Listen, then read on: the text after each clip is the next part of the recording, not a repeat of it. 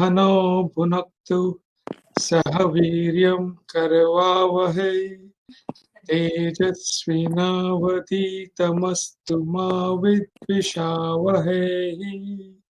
Om Shanti Shanti Shanti. Okay. So I think we discussed up to 500 and chapter 2, 5, verse 5, where I think Arjuna is grieving for something that hasn't happened, which may happen. He is given his reasons, which seem really logical, and Krishna just tells him, "Okay, brush off your feelings and let's go and fight." In real harsh words, though, he says, "You're behaving like neither like a man nor a woman. It's anarya. It's no, it's not noble. You're what will you tell all your relatives? It's not really what a warrior does." It's kind of tries to push him to get up and pick up the bow and arrow, but Arjuna is still not out of it. He's still lamenting. He's still grieving, and he starts saying, "Oh, I've got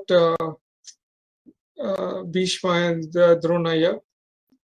How am I going to? I prefer begging rather than fight with them and kill them." So I think we take off from there. So if you can repeat after me. Nacha etat vidma kataranno gariyo yadva jayema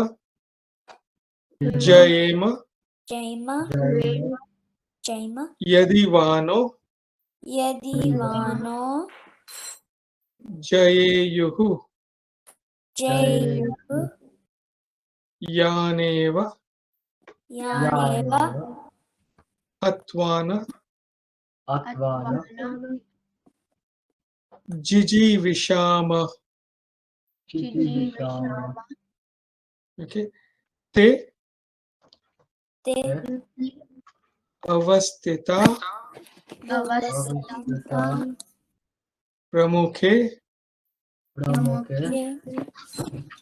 dhartra rashtra. So this, if you notice in chapter 2, the lengths of the verses changed, and that's kind of to give a little bit of emphasis to these verses. So it's changing from what happened in the previous chapter. There's structures in poetry, in Sanskrit poetry. I'm not going to go into it. It's called chandas and all that. Anyway, here Arjuna is saying we don't even know what the result is going to be. Whether we're going to win, whether we're going to lose, we don't know that. Imagine I kill them. He's talking about referring to Drona and Bhishmacharya and some of the others. He's saying they have taken Dhritarashtra's side and now stand in front of me before the battlefield. I don't think I want to kill. I don't think I'll want to live after killing them. So that is what he's telling. Let's go on to the next verse. Karpanya dosho. Yeah, dosha upahata swabhavaha prichhami tvam dharma samudha chetah. Yeah. Yat Cheya.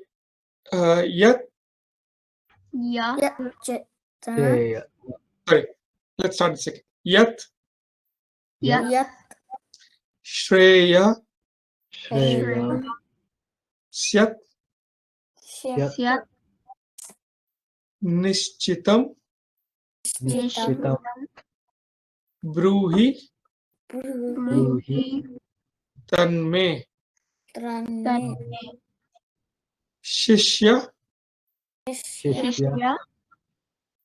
Te Te. Aham Aham. Shadimam Shadima.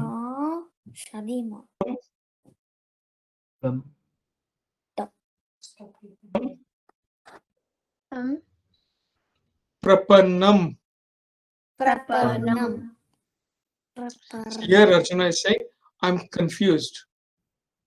Okay. On one hand, I have to do my duty, which is going to the battle. On the other, I am in grief. I am struggling with anxiety. Okay. I am not able to stand. I'm shaking. I'm your disciple. So he's telling Lord Krishna now. All right. I'm your disciple and I surrender to you. You please instruct me. You please tell me what is best for me. So, because of what Lord Krishna says, he first expresses his opinion again, and then now he's saying, "Oh Lord Krishna, I am your disciple. Please let me know. Please tell me what's best for me." So, let's go on to the next one. Nahi Nahi. prapashyami Prabhashami. mama Mama. apanudyat Panudya. yat Yat. shokam Shokam. choshanam Tuchoshanam. Shamam. indriyanam Indriyanam. avapya Avapya. bhumau Bhumo. asapatnam Asapatnam. riddham Gretam. rajyam Rajam. suranam Suranam. apicha Napija. adipatyam. Napatyam. So he's saying, after saying I'm your disciple, he's saying I can find no reason or no way of driving away this anguish that I have, this pain that I'm going through. It is drying up all my senses. My mouth is dry, and I'm not able to uh, control my emotions. He says, even if I win, now he's trying to, if you notice his statements, previously saying, I'm your disciple. Here he's saying, I'm still grieving and I cannot see myself fighting again. I cannot see myself killing my uh, family. He's talking about Bhishma, Drona, and others. So he's trying to influence Krishna in some way. So he's saying, even if I win here and I have the entire earth as kingdom, he's spoken about this in the past. He can even be the king of the heavens. It will still not take away his grief. That is what he's trying to say. Tell Krishna, Lord Krishna. Right? So that's what Arjuna has to say. So here Sanjaya is now talking to Dhritarashtra, explaining what's going on the battlefield. So Sanjaya Uvacha. Sanjaya Uvaja. Eva Bhuktva Eva Nivatva. Hrishikesham Rishikesham. Gudakeshah Gulakesha Parantapa Parantapa Na Yotsye Nayotye Iti Govindam Govinda Uktva Tushnim Tushnim Babuvaha. Babu So here Sanjay is addressing Dhritarashtra, and he's saying, having said this, Arjuna, he having told Govinda, which is Lord Krishna, he's saying, he shall not fight, and he becomes silent. That's as simple as that. That's okay. Let's repeat after me. Tamu vacha Muvacha Rishikesha Rishikesha Rahasaniva Bharata Bharata Senayo Nayo Ubayo Vayo Madhye Matye Vishidantam Rishi Kartam Vishidantam Vishidantam Idam Idam Vacha. Vaja Yeah. So he's telling Dhritarashtra, O Bharata, is a descendant of Bharata.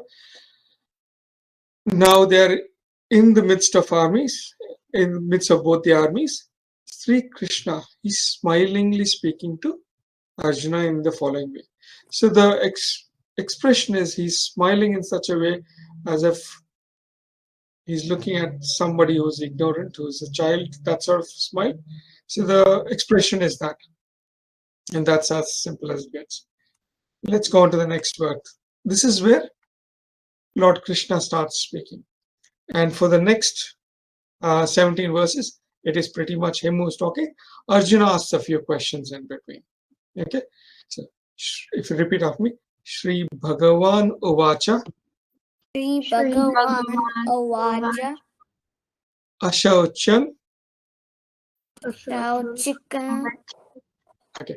Ashauchan Ashaucha Anvashauchan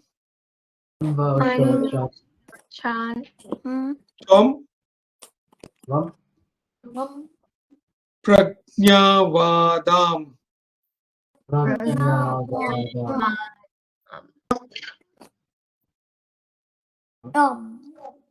Cha Cha Bhashase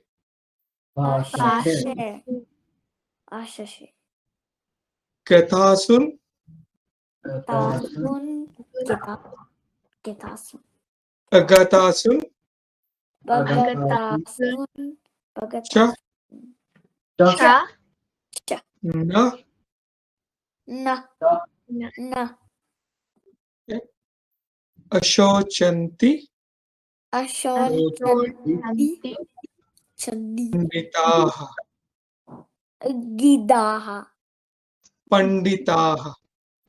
Panitaha Okay, I'll go to the next verse too, and then I'll explain everything together.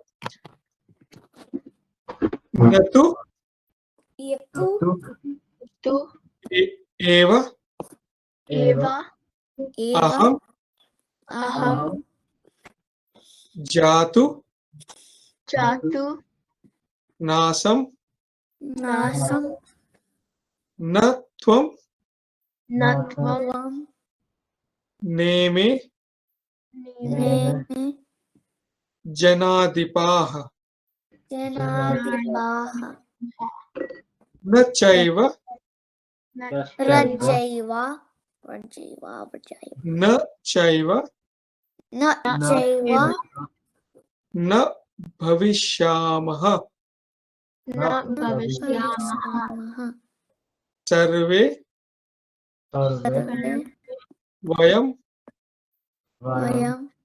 Ata Ata. Param. Param.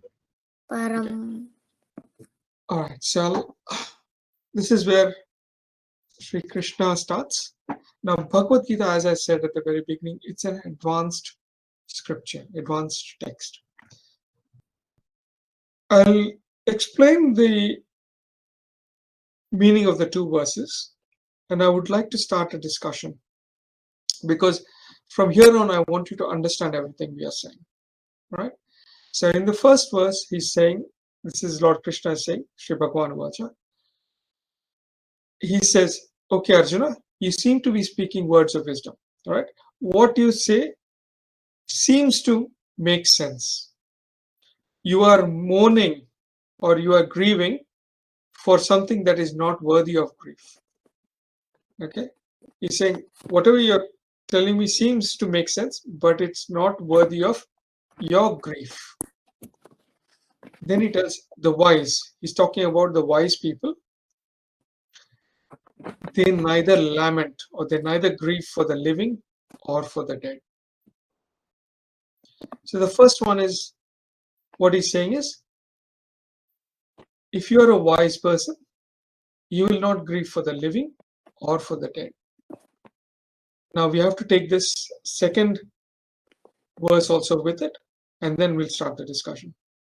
So then he says, Nachaiva, which means never was there a time when I did not exist, nor you, nor all these kings. Okay. Then he goes on to say, never was a time when, never will there be a time when, in the future, I will not exist, you will not exist, nor all these kings. They will always be there. So I guess the question here is, what does he mean by that? Let's only look at the second verse. The first verse, we'll come back to it later because it's tied up with other parts of the Bhagavad Gita. But this one verse, never was there a time when I did not exist, nor you, nor all these kings, and never will be there a time in the future where we will all not exist. He's talking about himself, he's talking about Arjuna, he's talking about all the kings. What does he mean by that? Anybody? No? Yeah. Okay, go on. Does it basically mean that it kind of ties in with what you learn in science? Like matter cannot be created or destroyed. It can only like change form. Close. That is pretty much, you're on the right track. Absolutely, you're on the right track. Anyone else? All right. To understand this, we need to understand the question, who am I? So that if I can address that question, who am I? Then this will be answered. For this, let me start off with science. Just like how Pranavi spoke about energy and matter, let's start with science. How many of you know what the Big Bang Theory is? Everyone knows? Yeah. Okay. Yeah. All right, let's start with the youngest. Samita, what is Big Bang Theory? What about Natasha? She's not here. Explain what the Big Bang Theory is? It came with a big loud boom. Okay, all right. Samyukta, do you want to explain it quickly? She wants to keep explaining. Something that you have to say it properly. Okay. The Big Bang came over thousands of years ago. All But right. astronomers found several clues of a faint echo around space, and the fact that the universe He's asking where how it started. and the fact that the universe is still expanding today. You're supposed to Alright. tell him that the universe first started in a small, infinitely small point that was super dense, and then it expanded. All right, so we understand. So I'll go through the basics quickly. So we understand that we are on Earth. The Earth revolves around the sun. We have a solar system. Solar system is part of the Milky Way galaxy, and there's trillions of galaxies. There's probably about 1 trillion galaxies out there. But all of this started at one point. And this point is deemed to be a singularity, which means it's the tiniest possible place, infinitely small, infinitely small dot point or whatever that is called. And that's where it started. It blew up. Okay, and the universe started expanding. Now, when it first blew up, there was a lot of heat. So for it to be condensed to that level, there must have been a lot of heat, which is released along with the Big Bang. Over the next 380,000 years, there was a lot of radiation that was let out by this Big Bang. There's only radiation. There was radiation fields, that sort of thing. And about 380,000 years into the expansion, the first atoms are formed, which is the hydrogen atoms. Okay. Now, as these hydrogen atoms multiply and they form into clouds, they're so dense that they start collapsing upon themselves. And with that pressure, you have stars forming. And then you have, in the stars, you start having other elements forming. Carbon, oxygen, iron, etc. And there's different levels of the formation of these. When these stars die out, they blow up and they release all these elements into the rest of the universe. Now, as time goes by, about 5 billion years ago, about 4.5 to 5 billion years ago, our sun was born. Okay. You have elements that form liquids and solids. So it started off with gas. You have the heat and the sun. You have liquids, you have solids, and that's how you start getting the planets. And where does all of this happen? It happens in space. So if you look at our scriptures, we have something called the Panchabhuta: air, water, fire, earth, and space. In English, there is no literal translation for Bhuta, but loosely it's called element. Okay. Back then, the rishis, great rishis, who are also scientists, they realized that these are the basic essentials which are part of everything in the universe. Okay, it's Panchabhuta. Now, about 4.5 to 5 billion years ago, the sun is formed, the planets are formed. About 3.5 billion years ago, the earth starts to cool down, and there's some of these chemical elements that come together. Okay, till then, you only have physical objects in our solar system. There's no life. Okay, these combination of these atoms and molecules, when they come together, they form a cell, and suddenly there is life force in it. Okay, this life force distinguishes between a non-living entity and a living entity. As time goes by, memory is formed, and the cell starts replicating itself. Then you have multi-celled organisms. As the life forms become a little more complex, they start developing a little bit of intelligence. They are hungry, so they go out and hunt. They want, they are afraid of something, so they attack. So these sorts of things, the basic intelligence, basic memory, everything evolved. Over time, animals are evolved, and the new species, the humans, come into being. So this is how it's evolved, this Darwinian theory, basically. If you look at my explanation, we first had only physical objects. Then came the life force, the memory, and the intelligence. Okay.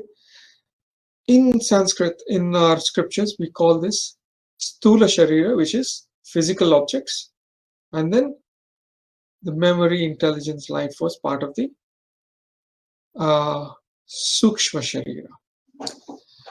Now, life force is, imagine you have sheets of paper, 2 sheets of paper. You have a blue tag or something in between the 2 of them. So life force is something like that. It holds on to the physical body, and the subtle body are kind of glued to each other with the life force. So when someone passes away, the life force loses. Life force is lost, and the